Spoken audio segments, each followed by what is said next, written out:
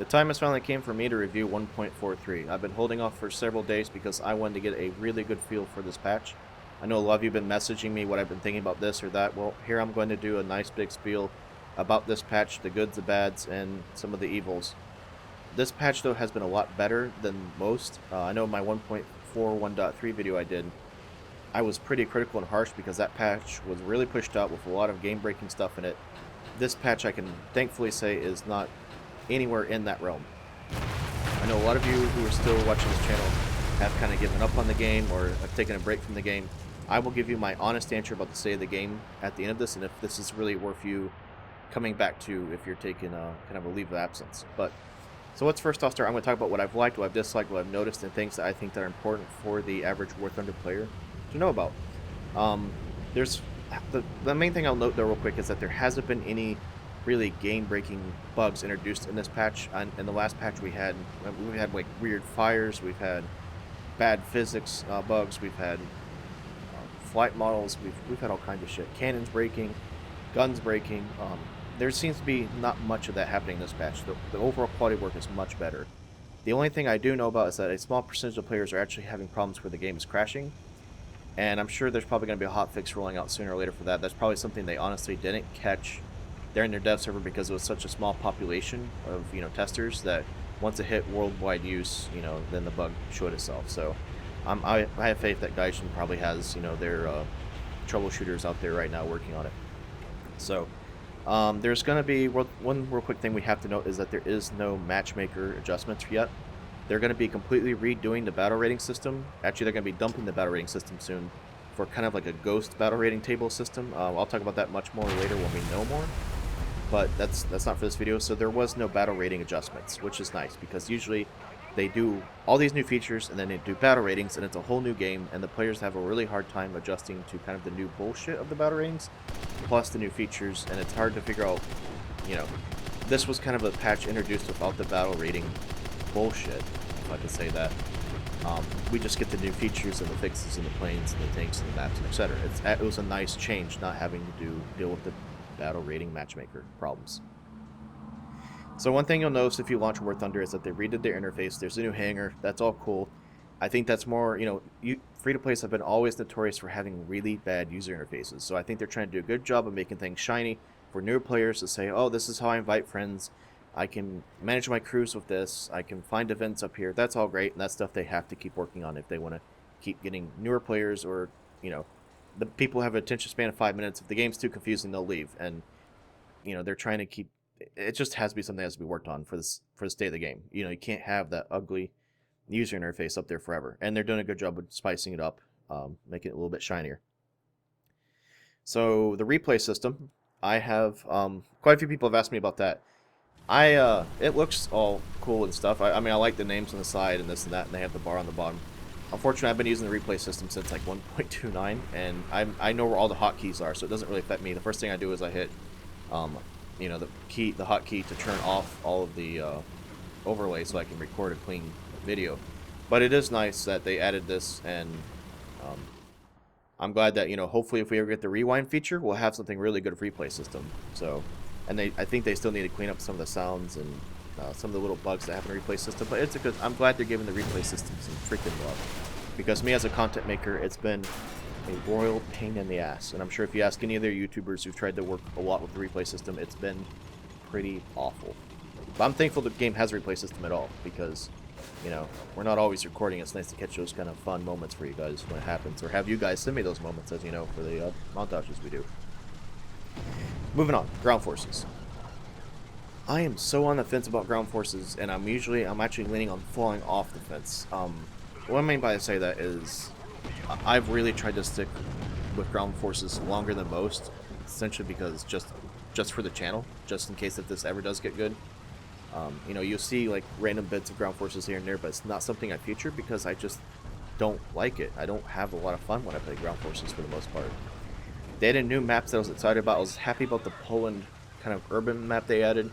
It's like, okay, this is kind of more of the World of Tanks view, but you need urban fighting, you need jungle fighting, you need to get all these different maps in there to, for the immersion and for the differences in different combat. Well, I haven't had that much fun in Poland. The few times I've been able to play it, I've been bombed by year 2s or killed by the crossfire of tanks outside the town. I think the town just needs to be bigger, or just spawn the tanks in the damn town instead of having this big-ass open field around it. I don't know. There still need to be adjustments with that map. You know, fortunately, every time War Thunder introduces a new map to the players, they immediately exploit it. And then they do, of course, they do the most efficient thing, they get kills. That's what players do. So there's going to be adjustments coming to the Poland map. I can guarantee that because, you know, that's, unfortunately, it's kind of a shame. A lot of work in it. It's going to need some work. A lot of work, but it's going to need some continued work. Let's say that. That makes more sense. They added, basically for RB, the arcade system. I haven't played it. I've not been a fan of it. I know a lot of people were upset about it. I haven't played it, so I'm not going to make comments about it. If you guys play arcade Ground Forces, go ahead and put your opinion in the comments below, because I'm not going to do it because I haven't done it. I played about 15 rounds of RB Ground Forces, which is basically they replaced that game mode with, instead of spawning one tank and one plane, they replaced it with like the Sky for Heroes system they were running in the events from time to time. I have really mixed feelings about this. I've had some really epic, fun games that have lasted a long time, and I've had games where I've got knocked out driving 20 feet out of the spawn. So, you know, if you're like, oh, I'm going to play Ground Forces, and your track gets knocked off 30 feet outside the spawn, and you can't spawn another vehicle, that sucks, especially if it's your times 2. It's been really frustrating for me. But then I've had some really epic fun games that have lasted up to like 20 minutes where it was me and a teammate working on to clear out the Russians and our Tigers. I've had 2 completely different experiences, and hopefully if they can figure out how to make a system where I can repeatedly have more fun than frustration, they're onto something. So that's all I'll say about that. It's nice though not having year 2s and DO217s and Arados down your throat instantly off spawn, because you can't spawn bombers right off the bat. You actually have to get some kills acquired before you can spawn a bomber, which is kind of a nice change. But the year 2s will still find you and kill you. And that's what's going to happen. They removed the lead indicator for tanks, so like in RB you would see the circle with the dot dot dot dot, and people are shooting down bombers with, you know, 152mm cannons. That's gone. It actually, if you're going to shoot down a plane with a tank barrel, you have to, you know, do the angles and estimations yourself. There is no little tutorial. That's nice. For the anti-air vehicles, the lead indicator is still there. I have no problem with that. You know, it makes the anti-air more effective, and it's, you know, it really needs to be, because in real life, let's face it, they had interlocking fields of fire of anti-air, not just one guy in the back of a truck with a 37mm cannon. I have no problem with giving a little help to the anti-air player. That's me personally. They added the sounds. This is one thing I bitched about the 1.41.3 patch, was how like you're running over trees and there was really no sound effect. They did add sound effects to running over fences, and I'll try to put a little bit of that video on here. Running over fences, statues, bricks, trees, they all added their little sound effects to it, so I'm pretty happy with that. They also added a new kill camera so you can see how you died. It's kind of Call of Duty-ish. I have no problem with it. It's kind of neat, but I don't think they fixed the damage models on tanks well enough yet, so it really matters. And face it, every time it's like, oh, shell went through here and it killed your crew. I mean, at least you know where you died from, I guess. But it looks good on trailers. It looks good. It makes the game look better. I have no problem with it. I just don't. It just doesn't do much for me, you know. So that's all I'm gonna say about Ground Forces. They added a bunch of new tanks. I haven't had any initiative or time to unlock all of them. I've been trying to get the Whirlwind. You know, bang, bang, bang, bang, 4 barrels of fun. I just haven't had the energy to grind for it though. So let's move on to air race mode, which is something that I was kind of like, you know, is this what this game really needs? This is a combat simulator. Why are they adding air racing mode? And when you saw the video I put up racing with TBLF, we actually had a lot of fun playing that, and it's kind of I'm putting it out there as it's a novelty thing. Please, God, guys, do not promote this shit out of air races.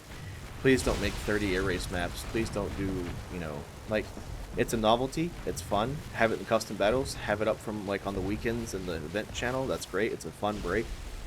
You know, if that keeps players around for here and there, it's a nice. I had fun with it. You know, it's just fun. It's stupid fun. But nothing more than that. Please don't make it a main feature of this game. That's, you know, you had something fun. Please don't try to expand upon it. They added a bunch of new aircraft. I'm going to real quickly run through what I think is the important ones. The first one is the Tigercat, which is it came at a 5.3 battle rating. Matchmaker's getting adjusted soon, so hopefully that thing goes into the post-war prop. You know, it should be facing LA9s, Tempest 2s, you know, Spit 24s, LA. I said LA9s. I'm trying to think of anything else.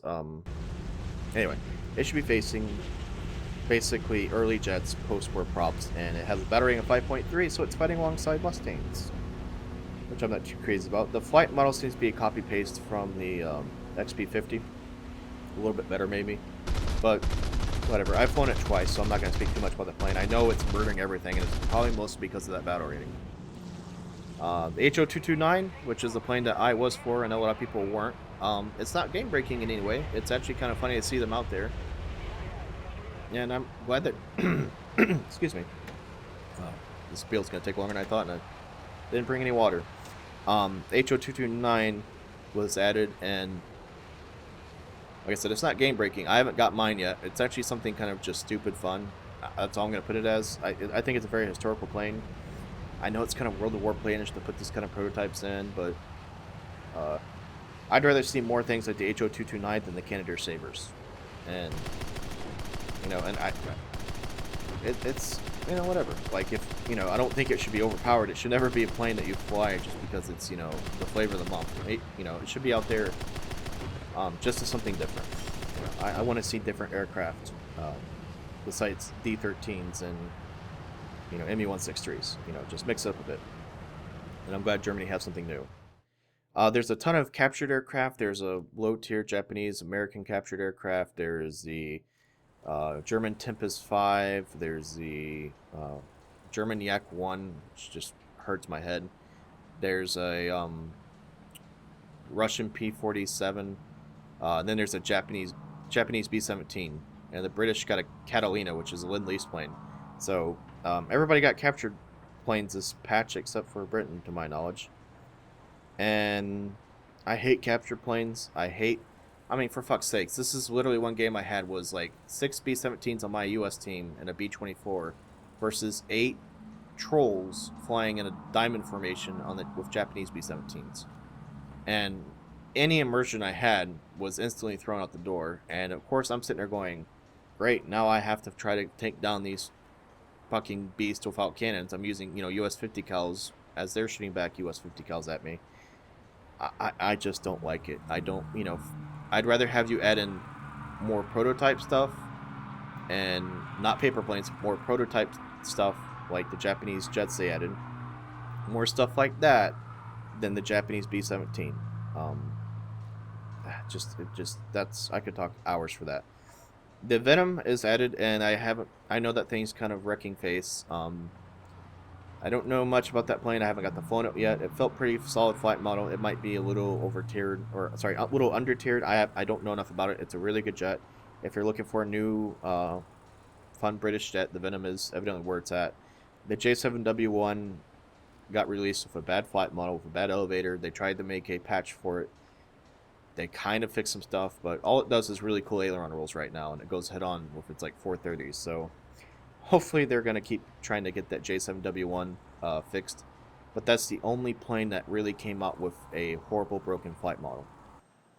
Which is much better than in the past, because we've had almost half the planes were broken flight models. And we'll just talk about flight models real quick. They added I can't talk about it. I could go on for hours. They added probably about 60% of the planes in game got flight model adjustments, and all of them that I've flown have been really good. The MC202 finally got its proper flight model. The LAGs and the LA5s and the LA7s got their new flight model. That was a plane, real quickly, that, to my understanding, the Lavochkins were overweight, so they added a bunch of horsepower to help it have its low altitude performance. But once it got higher altitude, the extra horsepower was just making it, you know, obscene. And then, of course, that's why it was too heavy, so that's why it was diving. That's why the Lavochkins had those crazy dive rates. That's been adjusted. I actually like the new feeling of the LA7. I've flown that quite a bit. That's a really solid flight model. They've adjusted the Beaufighters, so it's a little bit back to the older Beaufighter. I haven't seen that as game breaking yet. I know that's Beaufighter's still a touchy subject to a lot of older players, correctly so. B-17s have a new flight model. It's kind of funny right now because they're not the overpowered things they were in patch 1.41. B-17s, let's face it, were pretty game-breaking, and that's why 90% of teams sometimes were or 100%. I've seen 100% teams. I spawned with my Bearcat once, and there was 12 people on my team.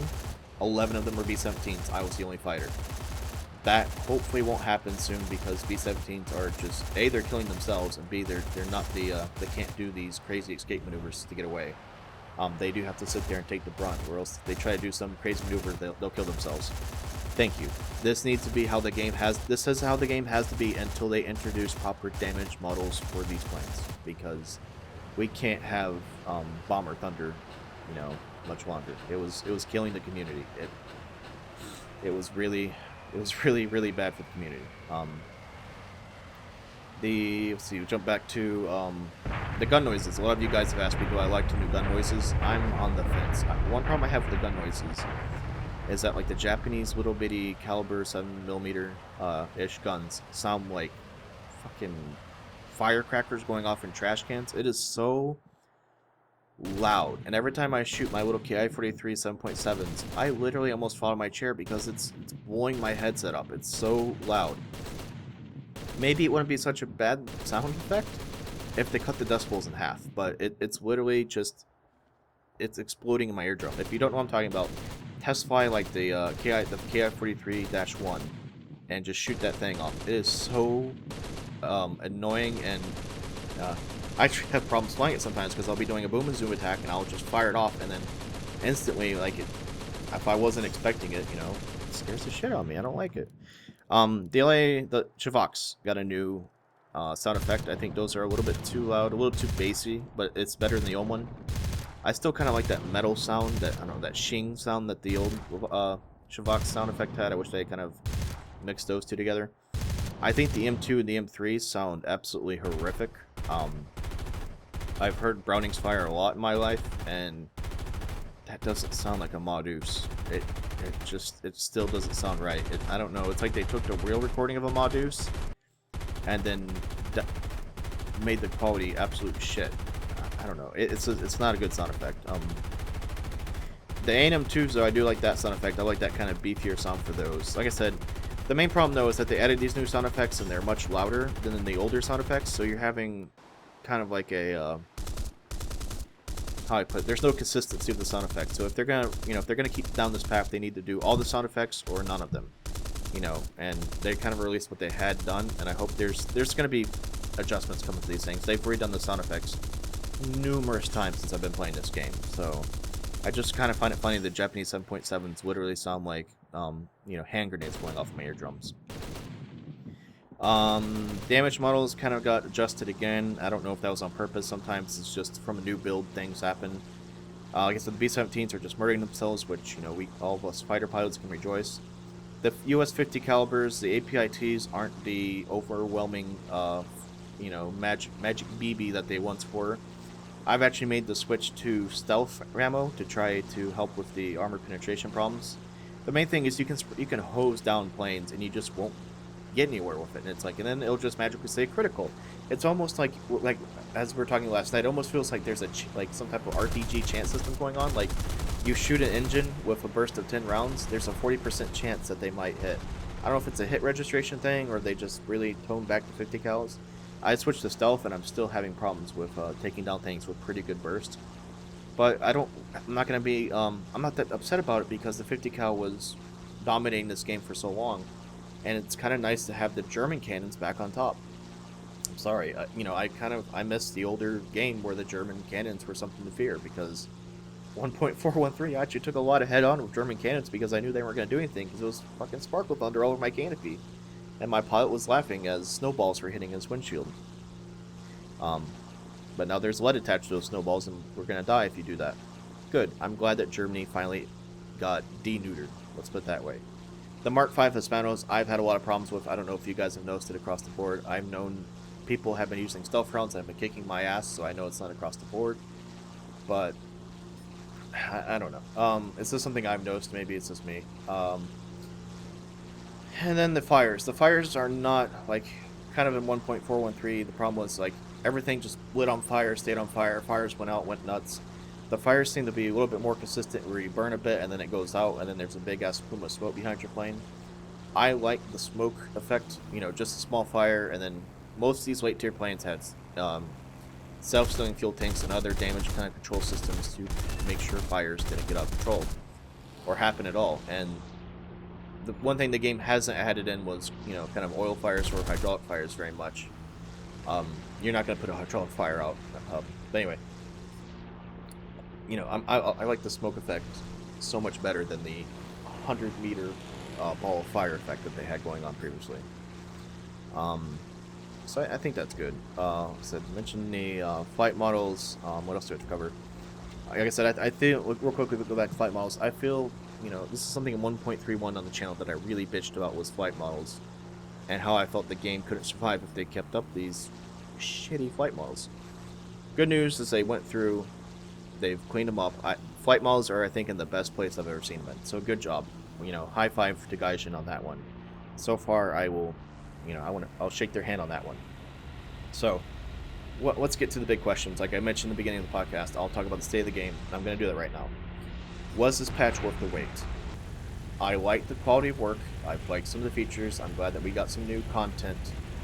But I felt this really took way too long, especially for a game development. I don't know if there was other projects going on that didn't come in this patch, but this thing got delayed, I think, almost either 1 or 2 months. It took forever for them to put this out. And so expectations were pretty high, and I don't feel there was enough meat on this patch to be worth the wait. And I'm, like I said, good quality, but then we're getting on that side of it might have taken too long, especially to keep players' interest. Even me, as somebody who plays the game almost every day, who makes content almost every day for it, about 60, 70 days ago, I was sitting there going, man, we really need a new patch. The content is missing. So it almost took them 2 months for, at least I felt like, you know, a patch needed.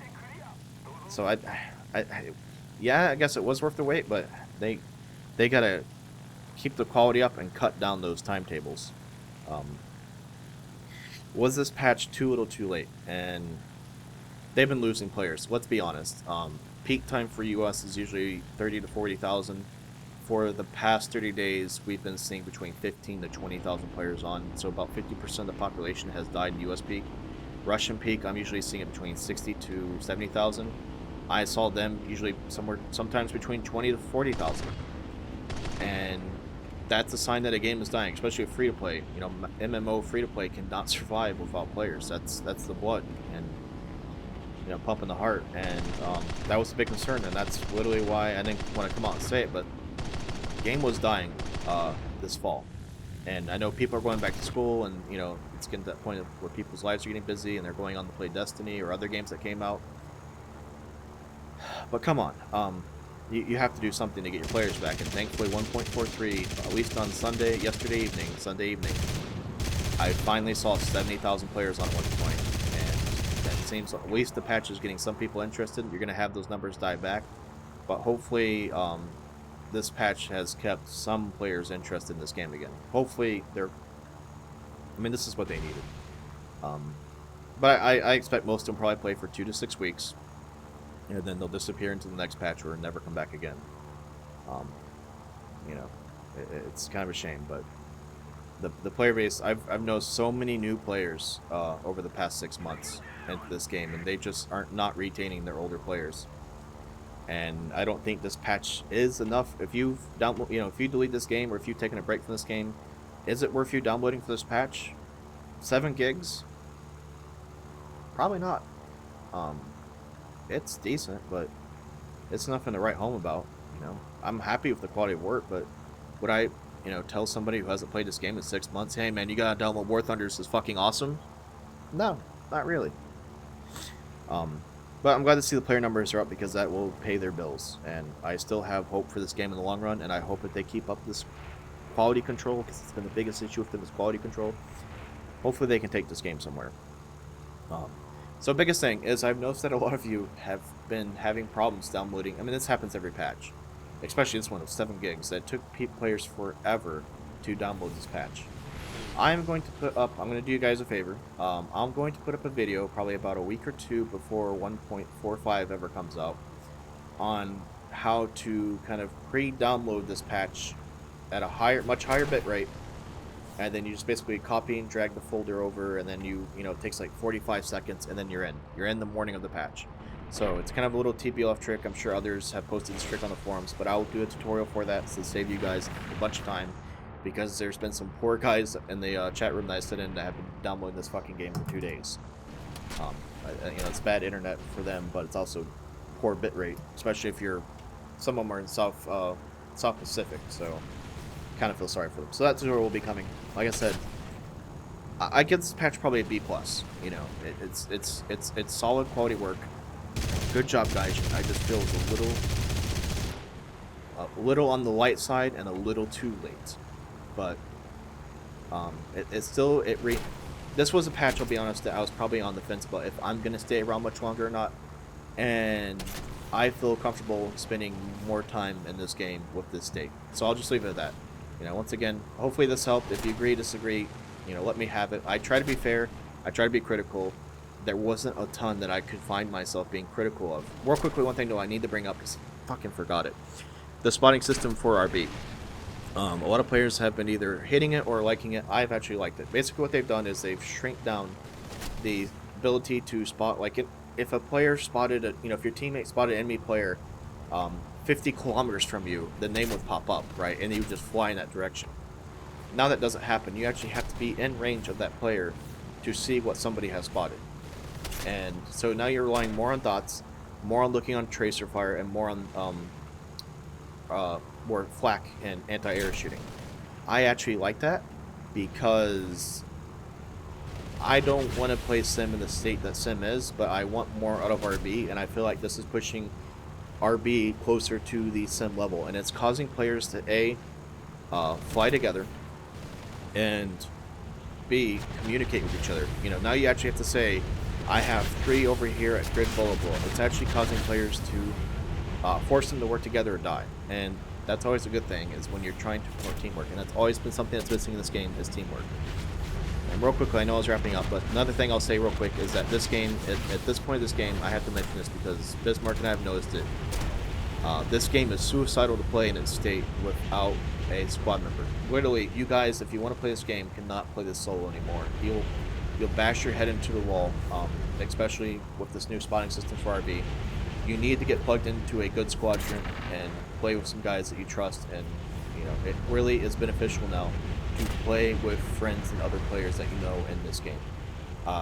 I cannot bring myself to play solo because, you know, I'll get my ass kicked by a squadron of 4, and rightfully so. If you know, it's not, with the new RB spotting system, it's not people swarming at each other anymore.